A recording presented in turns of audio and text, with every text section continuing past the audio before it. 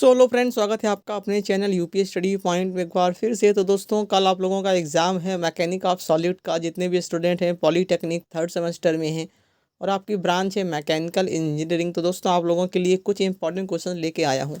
अगर आप एग्ज़ाम देने जा रहे हैं तो आप ये क्वेश्चन ज़रूर से पढ़ के जाइएगा दोस्तों, क्योंकि इन क्वेश्चन के बिना आप अपने एग्ज़ाम को दोस्तों अच्छे तरीके से नहीं लिख सकते हैं, क्योंकि यही सारे क्वेश्चन दोस्तों आपके एग्ज़ाम में आते ही हैं। जैसे कि मैंने आपको इंजीनियरिंग मटेरियल, थर्मल इंजीनियरिंग, जो भी आपके मैकेनिकल इंजीनियरिंग के सब्जेक्ट्स थे उन सभी में दोस्तों हमने आपको इंपॉर्टेंट क्वेश्चंस बताए थे और आपके एग्ज़ाम में दोस्तों एग्जैक्टली वही क्वेश्चंस आए भी हैं दोस्तों। तो आप इन क्वेश्चंस को बिल्कुल से स्किप मत करिएगा। चलिए स्टार्ट करते हैं बिना किसी टाइम को वेस्ट किए। बाकी अगर चैनल पर नए हैं तो सब्सक्राइब कर लीजिएगा। अगर ये पीडीएफ चाहिए तो आप टेलीग्राम चैनल ज्वाइन कर सकते हैं, डिस्क्रिप्शन में दोस्तों लिंक आपको प्रोवाइड किया जाएगा। चलिए दोस्तों स्टार्ट करते हैं।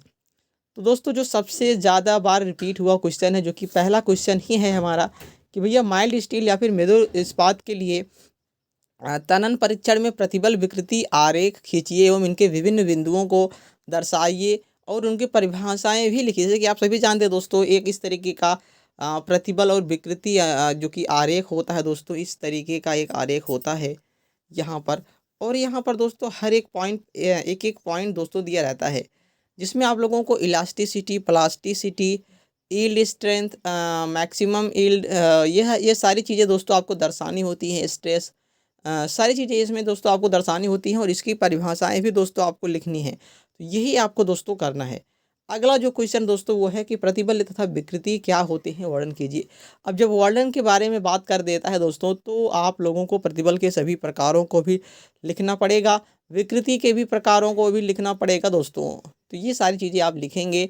और प्रतिबल विकृति में दोस्तों क्या करेंगे कि प्रतिबल विकृति से कुछ क्वेश्चंस भी बनते हैं, न्यूमेरिकल्स भी बनते हैं, तो उन न्यूमेरिकल्स को भी देख के जाएंगे। लेकिन मैं उन स्टूडेंट को कह रहा हूँ जिनका यहाँ पर बेसिक क्लियर है। अगर आपका बेसिक क्लियर नहीं है तो दोस्तों न्यूमेरिकल्स को आप छोड़ सकते हैं, क्योंकि आपको 3 क्वेश्चंस में एक न्यूमेरिकल देखने को मिलेगा। आप न्यूमेरिकल को छोड़ेंगे तो अदर 2 क्वेश्चंस कर पाएंगे, जो कि आपको इन्हीं दोनों क्वेश्चंस, मतलब कि इन्हीं क्वेश्चंस में से देखने को मिलेगा।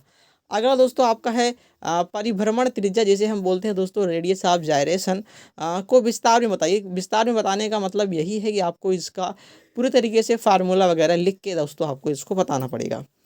अगला जो क्वेश्चन है दोस्तों वो है भार अपरूपण बल तथा बंकन आघूर्ण क्या है, इसके बीच संबंध स्थापित कीजिए। इनके बीच आपको संबंध स्थापित करना है दोस्तों, तो संबंध आपको इनमें स्थापित करना पड़ेगा।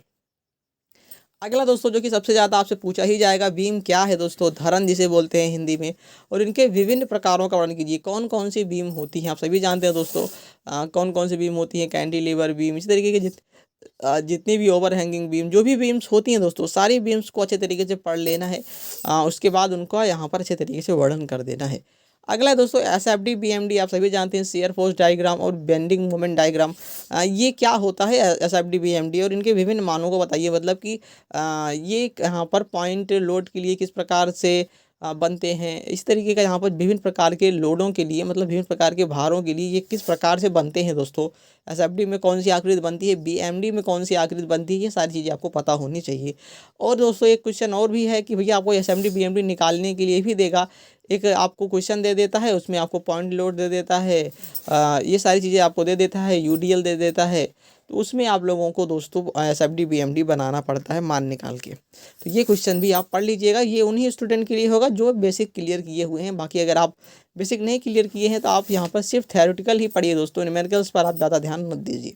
अगला दोस्तों जो कि आपका क्वेश्चन आता है कि निम्न पर टिप्पणी लिखिए। देखिए टिप्पणी लिखने का एक क्वेश्चन फिक्स ही है, एक या फिर 2 क्वेश्चन आपके हर एक साल में पूछा जाता है, तो टिप्पणी वाला तो ज़रूर से पढ़ के जाएंगे ही जाएंगे। जैसे कि आपका है दोस्तों जड़त्व आघूर्ण। जड़त्व आघूर्ण बेंडिंग मोमेंट, जड़त्व आघूर्ण आपका क्या होता है, ये आपको यहाँ पर पढ़ लेना है। उदासीन सतह क्या होती है, ये आपको पढ़ना है दोस्तों। नमन प्रतिबल क्या होता है, ये आपको पढ़ना है। आकृति मापांक क्या होता है, ये आपको पढ़ना है दोस्तों। तो ये सारे पे ना आपका यहाँ पर आता है दोस्तों, क्या आता है आपका, टिप्पणी लिखने के लिए आता है। तो ऐसे क्वेश्चंस को तो बिल्कुल से आप स्किप नहीं कर सकते। देखिए दोस्तों, हर एक साल में एक बार कभी लंब अक्ष प्रमेय को पूछा गया है, तो इसलिए मैंने यहाँ पर दोनों को लिखा है दोस्तों कि लंब अक्ष प्रमेय को परिभाषित कीजिए तथा उनके निगमन को भी कीजिए। मतलब कि उसका आपको यहाँ पर दोस्तों अच्छे तरीके से पूरे तरीके से देखिए किस प्रकार से वो यहाँ पर परिभाषित किया गया है, उसका फाइनल फार्मूला क्या होता है, वो सारी चीज़ें आपको अच्छे तरीके से लिखनी है।